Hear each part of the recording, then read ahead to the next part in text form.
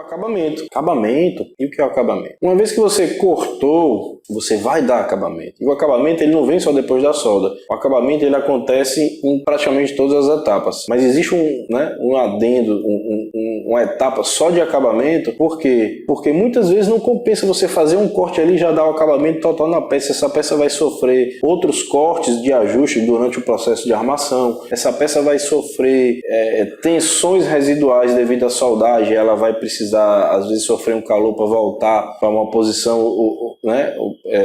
ou ela simplesmente vai ter um acabamento pós-soldagem para tirar algumas arestas. Então o acabamento sempre, o geral, o final, ele é feito depois da soldagem, porque você vai preparar para os próximos, que vai ser decapagem, preparação, pintura, galvanização e tal, entrega. Então, o acabamento, ele é importante. Você, depois de fazer a solda, você vai fazer esse acabamento. E como é que você pode fazer ele? Existem várias ferramentas. Você pode usar um disco de desbaste, com disco de corte, tem uma habilidadezinha, você consegue ali tirar alguma coisa mais fina, uma escova de aço manual, lixa, disco de lixa, flap. Você tem N formas de acabamento, a gente chama aqui de pirulito, né, que é aquela ponta montada, que é uma pedrinha que você usa numa ferramenta para fazer acabamento em locais circulares, em furos, etc. São maneiras de você dar um acabamento, até com a lima, aquela lima manual que você compra no mercado e tal.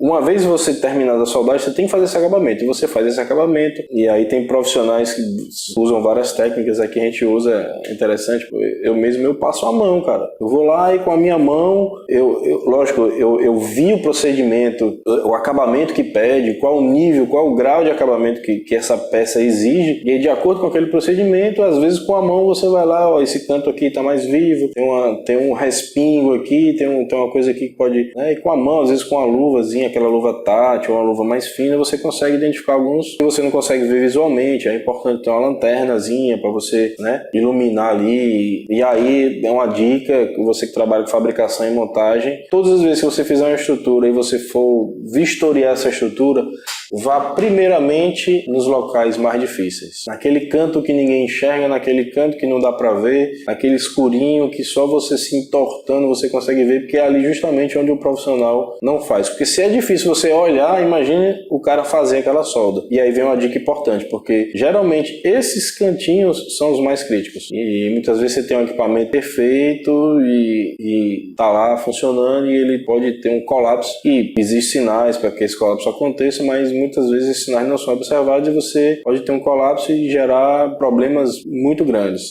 Então o acabamento é importante, você avaliar o acabamento, que ali tem os detalhes e ali você consegue ver algumas coisas que passou pelos outros processos de qualidade.